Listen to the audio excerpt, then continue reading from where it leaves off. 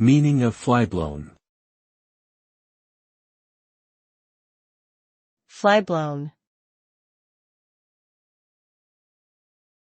Flyblown. Flyblown.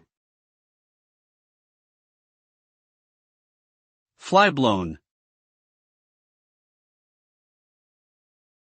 Flyblown is an adjective that describes something that has been contaminated by flies and their eggs, often resulting in a putrid and unsanitary appearance or smell.